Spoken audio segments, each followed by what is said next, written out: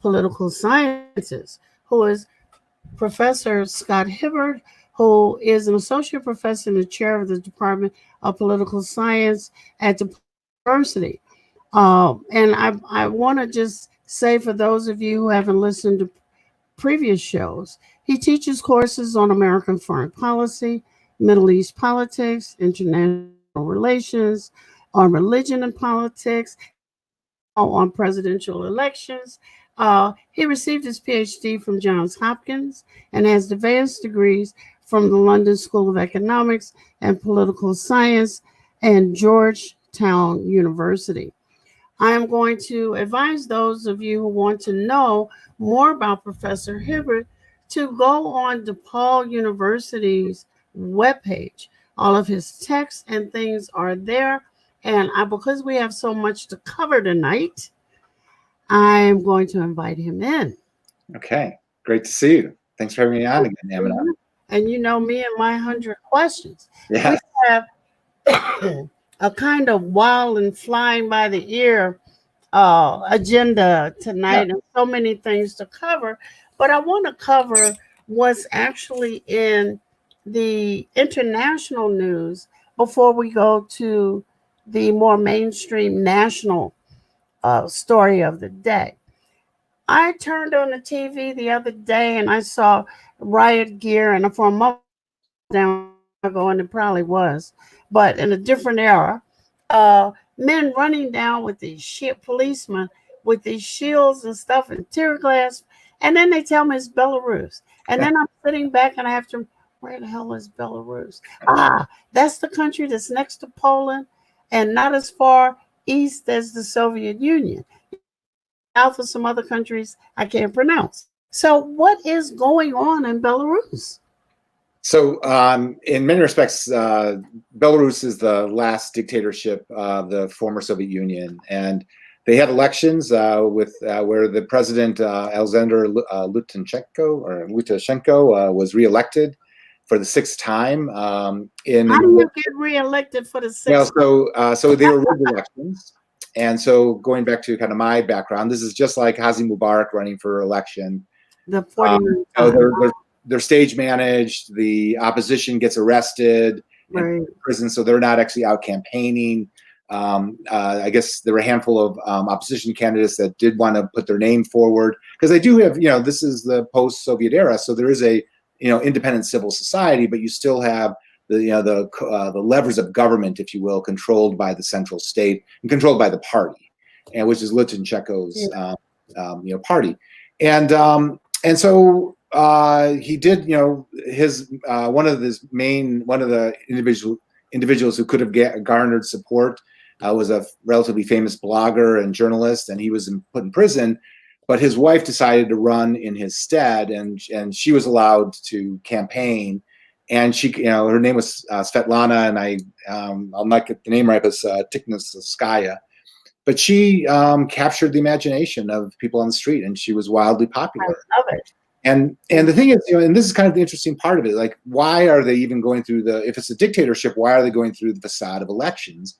And that kind of shows you where the world is, that there is a element of democratic legitimacy that comes along with elections.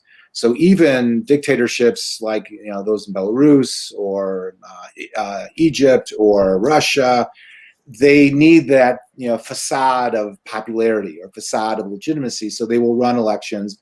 They will, control them. They'll control the media. They'll control who runs against them. But they, they will run the elections. Now, what was interesting about this time is it really highlighted the fact that the government is unstable. There's a financial crisis or an economic crisis going on. They've mismanaged the pandemic. People are very much opposed to the regime. And I'm sure if they actually looked at, the results of the voting, they would have realized they lost massively. But of course, since they are doing the counting, they won by 80%.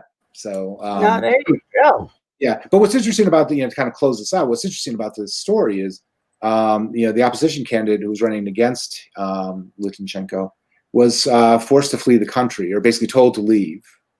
And as I understand it, they made death threats against her children. And the woman. Yeah, Ooh. yeah. And Oh, this is a brutal Stalinist style dictatorship. I mean, and so what's happened is, even though she was forced to leave, you have this large population that is adamantly opposed to the government, and now they saw through what happened, and now they're out in the streets, protesting the government, and facing off against the the riot police in the streets, and it's and that's the kind of the context. But the theme of tonight's show, as we'll talk about, is you have certain kind of dynamics going on. You have an authoritarian government who's not who's using the apparatus of the state not to provide services to the population, but to enrich themselves. And so you have basically kind of a criminal mafia at the top, and the population has really had it. And so they're in the streets. And so you're seeing those like trends. here. Yeah, what's that? Almost like here. Yeah. We'll talk about that later. What is, I looked in there, the next news story was Lebanon. And some, I don't know, deposit of, what was it, ammonium nitrate? Ammonium nitrate, yeah. Blew up. So how do you have that much ammonium nitrate near a residential area? Yeah, so it's a tragic story on any number of levels, and Lebanon is not one of my countries I've really focused on, although I've been fascinated by its politics forever. But the first question about the ammonium nitrate is, it was seized in or there was a ship that moored in the port of Beirut. It didn't have proper licensing. It was not actually seaworthy. It was clear somebody was smuggling this this cargo, which is used for high explosives. It was smuggling it from one place to another. And like a lot of ports, there's a lot of criminal elements that are engaged in the management of the port, because there's money to be made in smuggling. Right. And for one reason or another, the British or the port authority seized the cargo and stored it, because I guess the ship was getting ready to sink. And for this happened like 2013. So in the last 7 years, it's been sitting. Wish it had no. Yeah. Right, and no one's really known what to do with it, and there are port authorities that keep writing to the the federal government or the national government saying, do this is real danger. No one ever did anything with it, and and through a series, at least what's been reported on is through a series of accidents, a fire was started and it set off the ammonium nitrate. But the tragedy is it's just devastated the port and an area about 5 square miles. In the heart of Beirut, which is just shocking. And, not only did, I think, I don't know what the number is exactly right now, like 165 or 150, 160 people are killed, 5,000, injured, but supposedly there's like 300,000 people homeless. Yeah. Because there's so they all lived in those high-rise building, but it on for at least decades. Touted as having this fantastic government, right? Where power shifts. So this is kind of the tragedy of Lebanon. Even before this happened, you had a kind of it's almost a compromise, constitutional compromise that helped bring an end to the civil war in the 1990s, and that was a power sharing arrangement that allocated different parts of the government in control to different sects and different groups that had that had a stake in the civil war, had a stake in the governing of the country. And on the one hand, it was meant to be a sectarian compromise, which if you get into peace studies, there is a way in which you can create constitutional mechanisms to facilitate harmony, or at least some kind of mechanism of modus vivendi within a multi-ethnic, multi-religious societies. And this was kind of an example of that. But over the last 20 years, what it's really devolved to is a handful of mafias running different parts of the economy and different parts of the government. And again, if there's a larger theme, what's happening is people who are in positions of authority and it should be providing services to the population, whether that's making sure the electricity runs or the water runs or the garbage is picked up, or they're using those positions as patronage jobs for their clan. And so they're enriching themselves at the expense of the population, and the infrastructure is crumbling. Garbage doesn't get picked up, issues don't get taken care of. And this ammonium nitrate, which should have been removed 7 years ago, has been sitting, languishing in some warehouse, in the port of Beirut. And so you had a economic crisis, which was only exacerbated by the pandemic. You had a fiscal crisis, which was, all very much intertwined, and you've had, this kind of stagnation. And then you have, on top of that, the explosion the other day.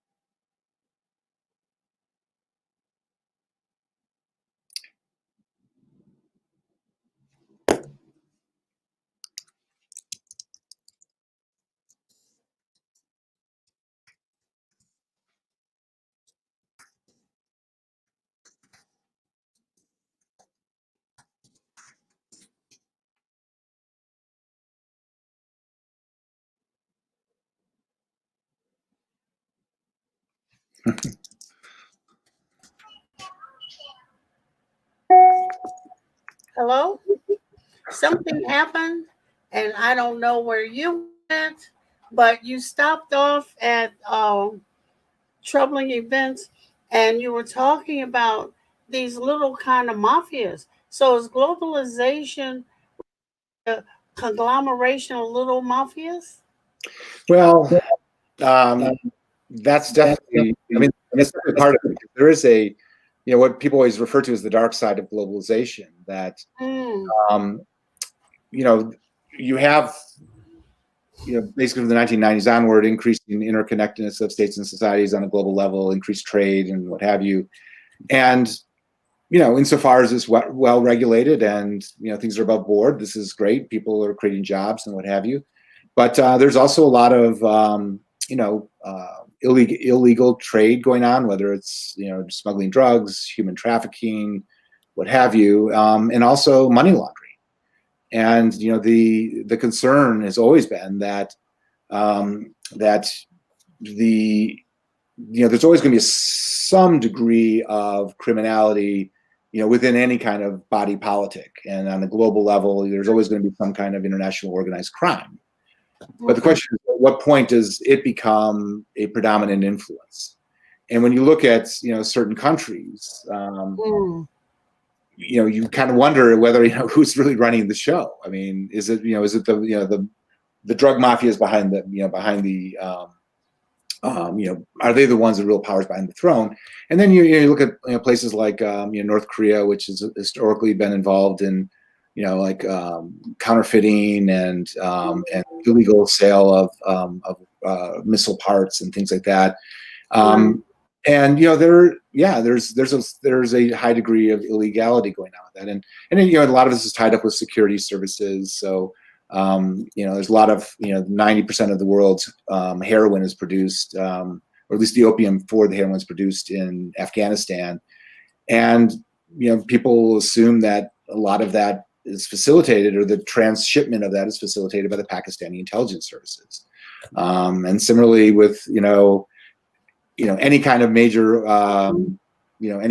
militia, they frequently are involved in drug trafficking, or in Russia, human trafficking. Everything is a vice. I mean, whether it's sex trafficking, drugs, stealing people from Peter to do something with Paul, or making weapons. Everything is a vice. Nothing is for the good of the people. Well, and this kind of gets back to kind of my larger issue that I work on, because I worked in government for many years, and I really do firmly believe that well-run governments that respect the rule of law, where is that? Where is that? Minnesota. I don't know. But but not to me. There are moments in time where we've had clean government and government that that is restrained. And this kind of gets back to the conversation that you and I were having earlier today about this notion of illiberal democracy. That we talk about democracy as this great thing, as if if you hold elections, everything's going to be fine. Because you have elections, but you have elections in Egypt, you have elections in Russia and Belarus, and they're kind of fabricated. But you also have elections where racists and fascists come to power, and it does kind of raise this question about what good are elections, and the real issue is that when we talk about democracy, we talk about it as a good thing that needs to be promoted here within the United States. Well, we're really talking about liberal democratic constitutionalism. So, and let me say that again. We're really talking about. I have to break that up. Liberal. Yeah. So what we're really talking about is liberal democratic constitutionalism. And the article I sent you earlier, which we could make available on the website, is written by Fareed Zakaria back in the early 1990s. And it talks about the rise of illiberal democracy, and he basically makes this argument. And and the idea is that what's really good about democratic government is restraint, laws, the rule. You mean restraint of the government? Yes. In interfering in the affairs of people? Yes. Or restraint in exercising power over the people? Both. And one can think about it this way, that at the end of the day, you want government to be effective, but you also want it to be accountable. Okay. So you want government to provide order, but you don't want the government to be preying upon the population. Okay. You want the government to regulate the economy, but you don't want them muscling in on somebody's economic livelihood. You want, and this is really where what makes government, or what makes a government effective is the rule of law. And this is why many of us in the American, who've worked in government, who teach government, have just been so concerned about the Trump administration, because a lot of both the formal rules that have historically restrained government, as well as the norms, the kind of the cultural norms of what's accepted behavior, have been so frequently kind of violated by the current president. And again, not to belabor this, but again, when you start looking around at these different countries, what really defines all of them is that the government, or the government, is not accountable to the governed in a meaningful way.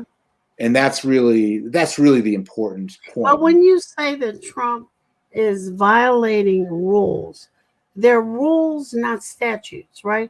There's some kind of tacit agreement that we're going to behave in this way. Yeah. And if you violate it, the way with stuff, if you violate it, then you just violate, and the rest of us get to say, oh my God, he did that. So first of all, I'd say all the above. so some of it is statutes. I mean, if you actually read the Mueller report, or the Mueller investigation, it's clear that President Trump obstructed the investigation. That is a violation of the law. Okay. And but because of the rules we have in this country, in the Justice Department, we cannot indict a sitting president. It's up to. Who said that? Who made that up? Somebody sitting that was messing up? So that's actually a standard practice within the Department of Justice. And again, so these are also they're policies. Some are laws, some are policies, some are kind of norms.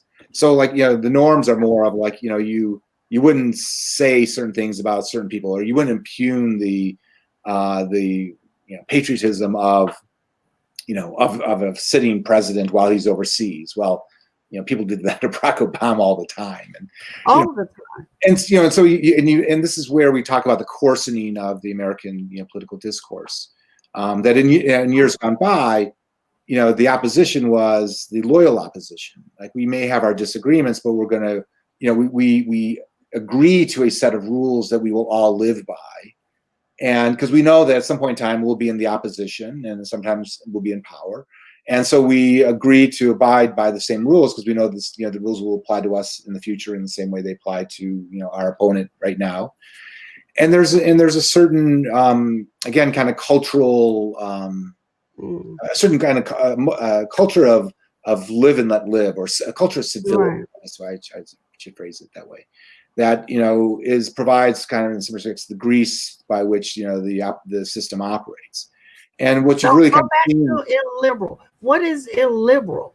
So when we talk about liberal, we're basically talking about issues of liberalism, freedom and individual freedom, respect for individual rights, constitutional law. And this gets back to kind of our earlier point. You can have democracy that's very illiberal.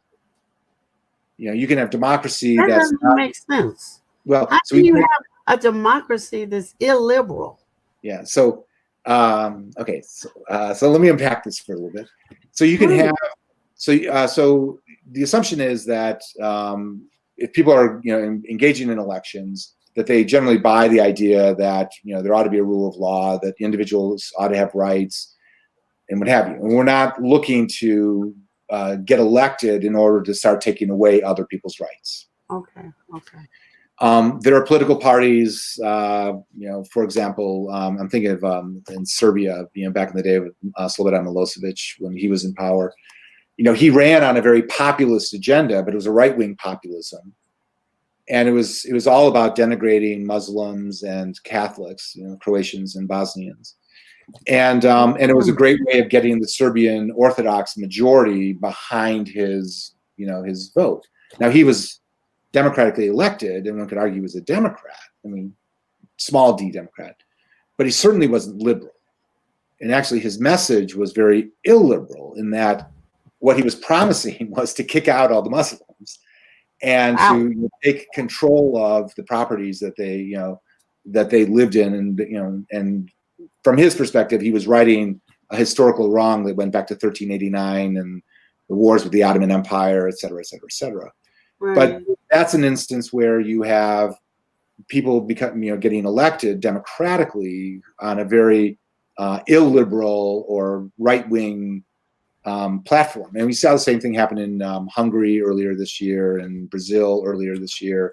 So one of the things we were going to talk a little bit about is one of the fascinating issues within Europe. And again, it's not really my area of expertise, but a lot of the kind of anti-immigrant sentiment that was generated by by the outflux of Syrians in particular, but also Iraqis and Afghanis from the different war zones, all fleeing into Europe, that fed into this right-wing, kind of cultural defensiveness that helped elect a number of right-wing parties that were democratically elected, but very illiberal in their vision of how society operates.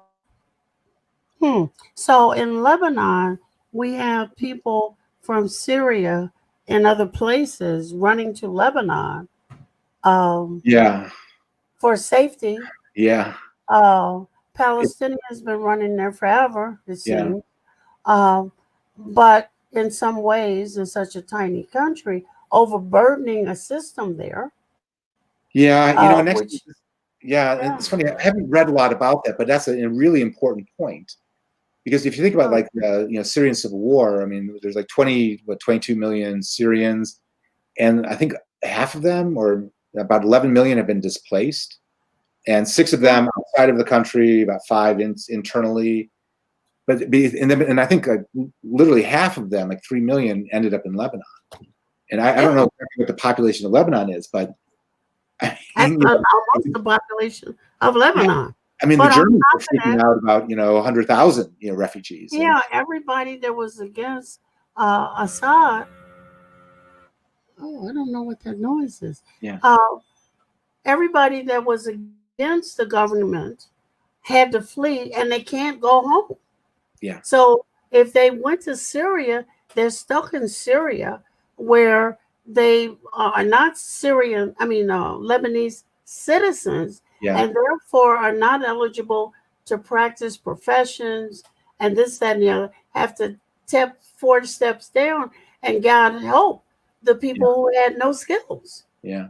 And this is, this is just, again, one of those, it's a tragedy that we watched unfold in slow motion. Mm-hmm, mm-hmm. And it's still going on, even though it's dropped off the fronts, the front pages of the newspapers. There's still huge amounts of displacement. There's still massive refugee camps in Jordan and Turkey and Lebanon. Right. And for many people, their lives are just put on hold, and it's not altogether clear, where their, what their future holds. And this is one of those, moments in time where, you really need global leadership to, stand up and say, hey, this is not just a regional problem. It's not just a Syrian problem. It's not just a Lebanese problem or Jordanian problem. This is really a world, global problem. It is. But what do you do? I mean, we've been in a house, kinda, since March. And what would we do if our lives were put on hold with no way to think about a future? Yeah. And, we're fortunate in that we actually have homes to be quarantined in. I know. Yeah. And I was at the Zatari refugee camp in Jordan a few years back, and it was just shocking because it's just so big. I mean, I would have like 100,000 people, and it's a small town, right. And they were no longer in tents; they were now actually in structures, but way too overcrowded. Not enough facilities. There's a program to help educate the kids, but it's tough. And talk about there's a generation coming of age in that environment. So, but again, going back to our earlier point, this is where, like in Europe and even in the U.S., you have right-wing populists who will fan the flame. Do you know what populism is again? Okay. Yes. Okay. So you're basically right-wing populists, people who are playing to the masses. Okay. And to be clear, I try to differentiate between right-wing populism and left-wing populism. Okay. Left-wing populism is typically class-based. So if you're running if you're running a campaign, and I'll use Bernie Sanders as an example. He's basically making a class-based argument that the Wall Street types are plundering the wealth of this country, and the working man is getting the shaft. And it's actually a fairly accurate argument. But the point is that he's trying to appeal to a populist base. Okay. He's making a left-wing argument based on class. And class divisions within society, as opposed to race or ethnicity or religion. Okay. And when you look at like Modi in India, he's a right-wing populist in that he's trying to appeal to his base, but he's not making a class-based argument. He's making an ethnic, religious, kind of nationalist argument about who's a good Hindu or who's a good Indian, upper class or Hindu, and who's not a good, Indian, and so you have this, you're either, trying to break up the society, or trying to mobilize people along class lines, or you're trying to mobilize people along, race, religion, or ethnicity, and kind of going back to, this country was so fascinating about this moment in time is, Trump is basically a right-wing populist, very much on the along the lines of Modi or somebody like that, where he's demonizing an other, whether that's African Americans or Hispanics or Mexicans or immigrants or Syrians or Muslims, and he's always identifying some kind of other as a way of mobilizing or activating his his base, which he sees as kind of the white working class, and that worked well for him in the last election. What's interesting about this moment in time is the Republican Party as a larger group of people. Many of them are horrified at what's going on. Many of them are leaving the party, but many of them also realize that this is a very, very short-term strategy, because you can invoke that white supremacy and that might get you a certain amount of votes, but at the end of the day, there's a big pool of people out here, and the country is really rapidly changing. And you may win another election or two, but in the long run, just the numbers aren't in your favor. Okay, and we're going to take a break here for about a minute and come back and deal with our favorite country, Britain, and our other favorite country called the United States. Be back in a moment.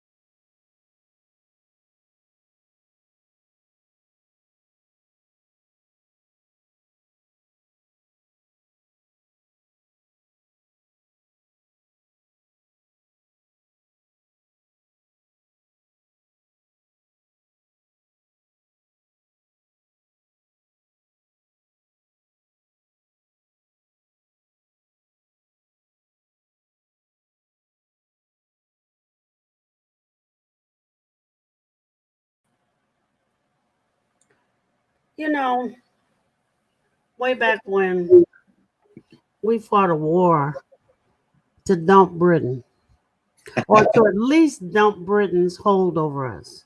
Yes. And in the centuries since then, we have in many ways solidified our association. I'll call it an association.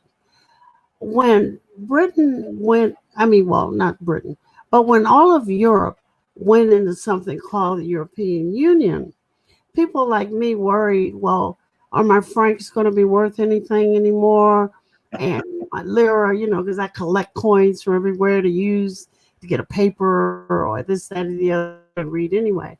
But now with Britain leaving, and I guess it took somebody with her and they left somebody behind, and the European Union seemingly in all kinds of chaos with an economic recession. I don't believe it's just Britain, an economic recession. What's going on? Because what does that say for all of these other connections they've made and holdings they have in the Muslim world? Yeah. So again, this is not really necessarily my turf, but I've spent not mine either. But let's go. A lot of time in Europe, and it's funny. I was working. I did a graduate degree in London many years ago, and I spent some time working as a research assistant to a member of parliament right at the time when they were debating the EU. And it was a really fascinating, kind of moment in time, because what was happening was the Europe coming out of World War II recognized that there was a lot of problems with being individual states trying to compete in a larger international environment with bigger states. So you have Russia, the US, China. Well, China was still somewhat underdeveloped back then, but how does a England shorn of its colonies compete?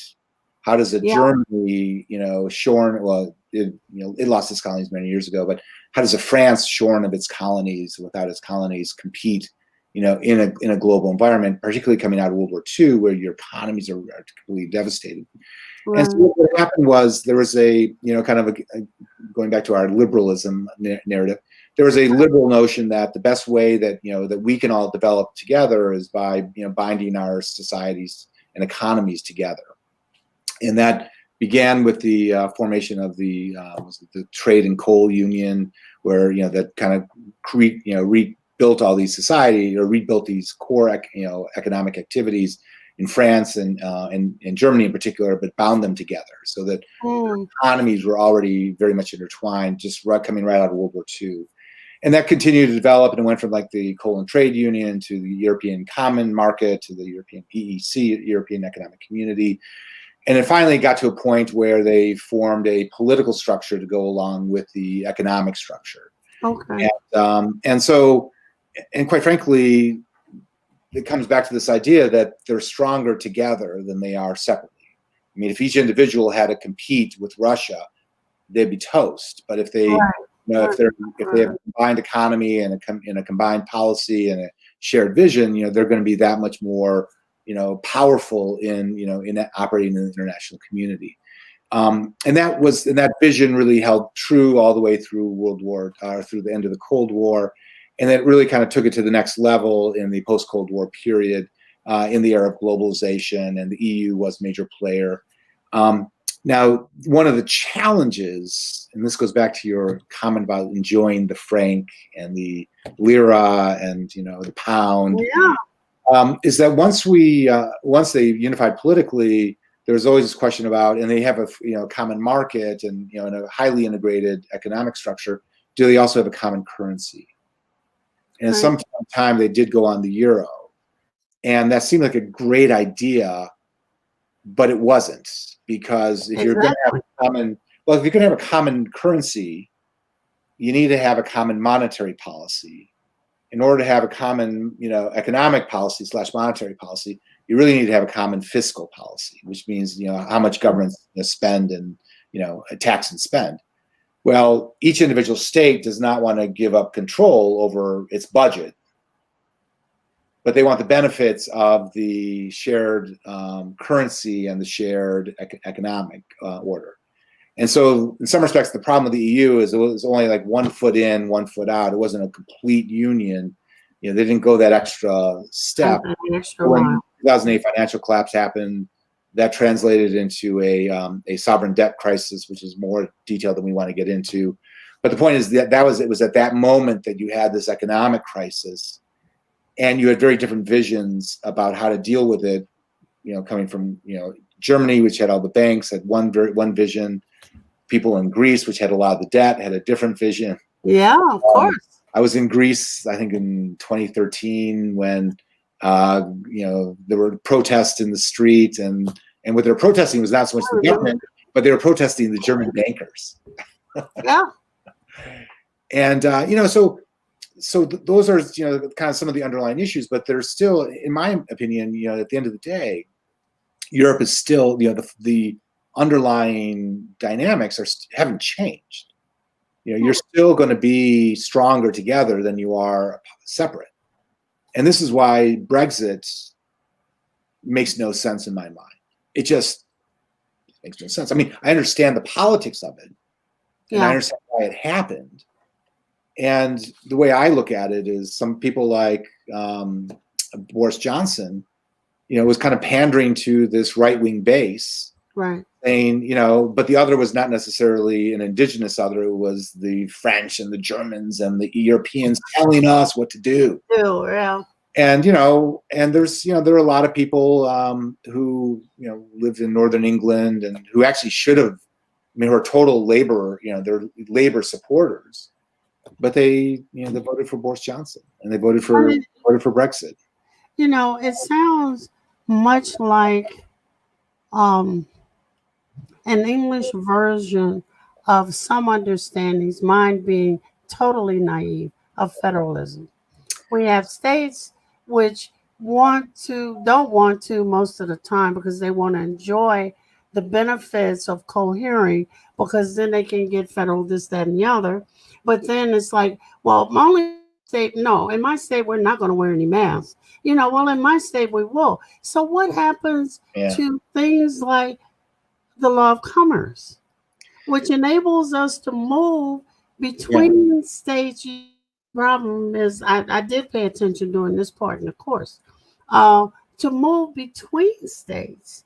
If states now are back to having separate policies that they can enforce, put you in jail over. Yeah. So that is the crux of the matter, which you just got at. This idea of federalism that, and quite frankly, these are human issues. I mean, it's a challenge in our society, it's a challenge in European society. Who actually, has control? Is it, are you going to delegate authority or decision-making power to, Washington, or do you want it, here in Springfield, or whatever? And and invariably, people prefer to have greater control. People want to have control of their own lives. Right. So at least in this society, historically, what we've done is we've kind of differentiated different, tasks, if you will, and certain areas of responsibility. And so coordinating economic policy is really done at the federal level, and coordinating defense policy and foreign affairs is really done at the national level. Whereas, states are kind of manage their, regulate their insurance industry and regulate X, Y, and Z, and they have differing policies regarding environmental standards. Although there's also federal environmental standards, but there are certain things that that localities do.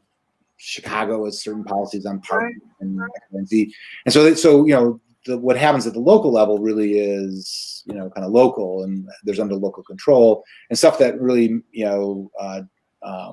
that affects the larger community or the national community is really regulated at at the national level. Now, what's been interesting in the last 20 years, or at least since the 1990s, is you now have this international dynamic, international banks, international trade, international commerce of various sorts.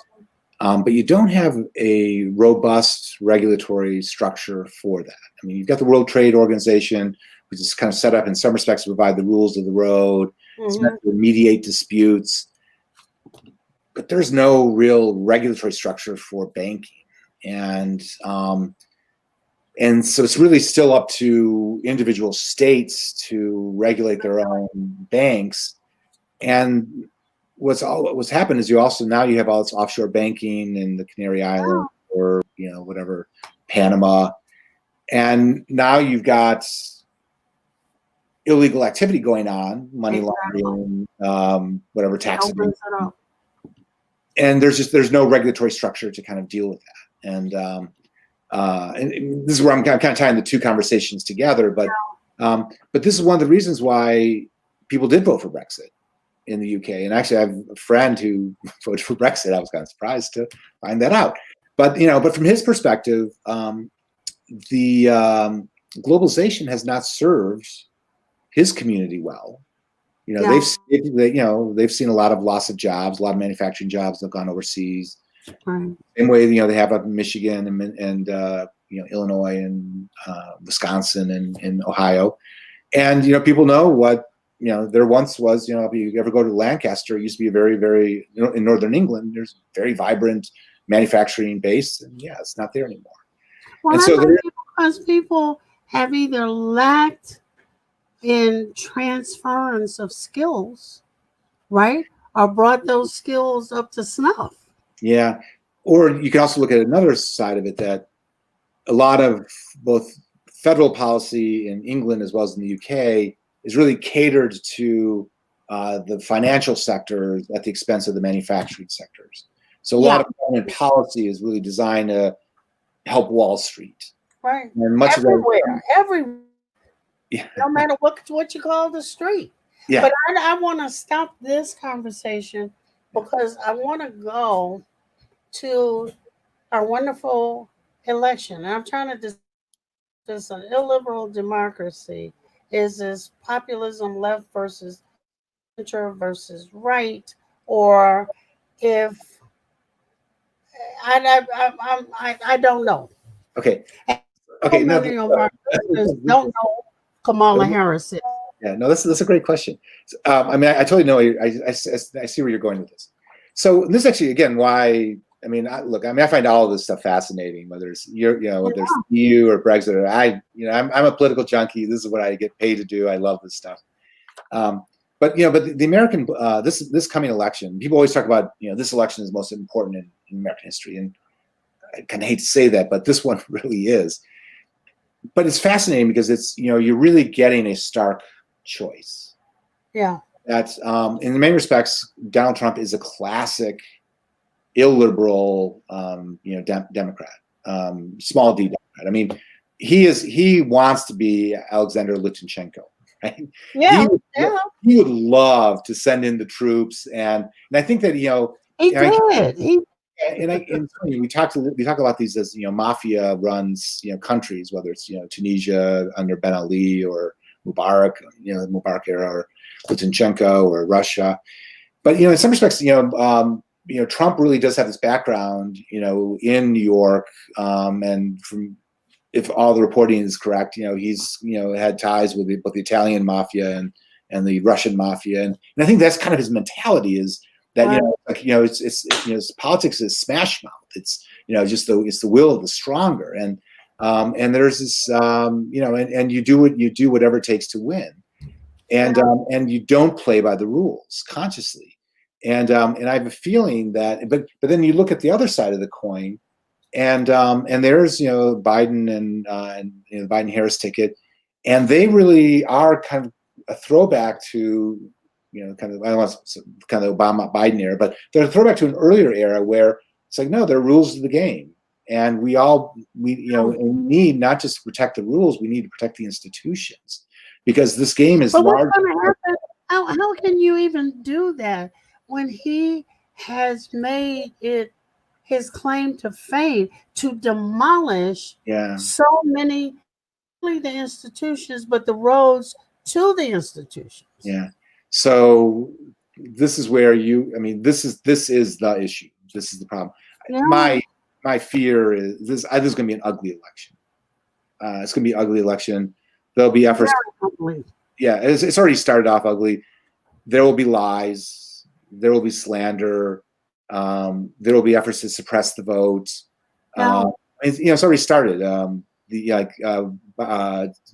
President Trump was describing Biden as a godless man who's going to destroy the. How would he know? He holds the Bible upside down. How would he know? So this is just kind of a foreshadowing of what's going to come, and particularly because he's doing Trump is doing so poorly in the polls that as we get closer to the election and the stakes get higher, and I think he's going to become more desperate, right. and I really kind of fear for what's going to happen, particularly as the current story, or one of the stories that have been covered in the recent news cycles is the effort to suppress the Postal Service. Donald Trump put in charge an idiot. Basically, if a campaign contributor with no background in anything related to postal delivery, but the whole point is he's moving quickly, dismantle the Postal Service and consciously slow down the postal delivery. And one could only assume that this, the argument's made, well, we're trying to make it more efficient. But I'm looking at this, and I've been in politics. I know dirty tricks when I see them. Right. This is another way of suppressing the vote, and so it's going to be an ugly campaign. But again, for me, it's there really is like two different choices. Are we going to go back to a rules-based order where we respect the institutions, we strengthen the institutions, government is accountable to the population, we all not just abide by the rule of law, but we embrace the rule of law, or we go back to this kind of mafioso mentality of government is just the will of the stronger, and the point of getting power is to enrich ourselves and enrich our friends and enrich our benefactors. So with I was laughing at here it is 2020. We got two septuagenarians running to be president, either one who might croak any minute. But nevertheless, What about Biden and Kamala Harris? People saw her in the primaries Yeah. as this fiery, taking up space and air over issues that didn't matter. What tell me how that works today.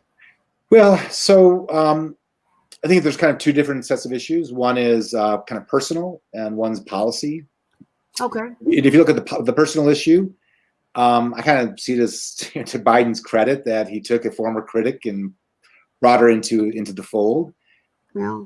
I guess there's a third dimension too. There's just politics. Like, I hate to say it, this is what happens in primary season. If you're out there on the stage with 9 people, I mean, how do you get attention? But okay. So you got to be you got to be outspoken, and Senator Harris certainly was. But then there's the policy side, and I think that on the one hand, Biden has obviously forgiven her, but I think the other side of it is the policy side, that they're actually fairly close, from a policy perspective, and and I think that she's probably a better fit with his policies than somebody like Bernie Sanders or Elizabeth Warren. So there's a certain commonality, and I think also when you look at her, I mean, she's sharp. I mean, she is a debater. I find her very charismatic. I think she's a great campaigner. She's going to not only be able to kind of help him get elected, but I think she'll be a real asset when she comes into the job, and she will be very much of a full partner in a way that Biden was a full partner with Obama, and that stuff's that's important. I mean, that's really important. And I was talking to a neighbor of mine the other day, and because we were talking about this, and he's a journalist here in Chicago, and he was just kind of saying, God, I'm just so tired of amateur hour. Just pick somebody who can govern, who's done something. Right, who can do something. I think that will resonate with the American population.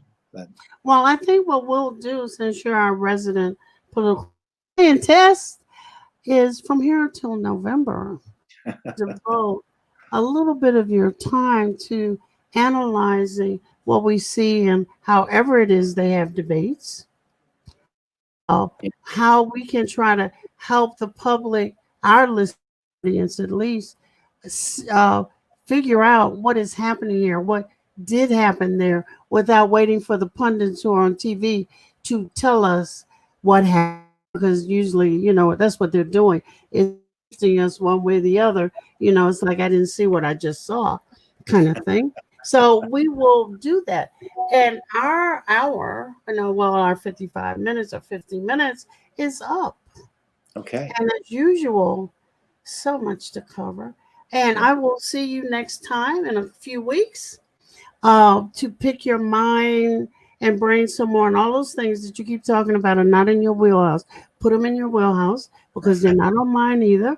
And Critical Talk is a program from Muslim Network TV, which is a program from Sound Vision. And I hope that you tomorrow evening, and of course always with Professor Scott Hibbert. Thank you. All right. Thank you.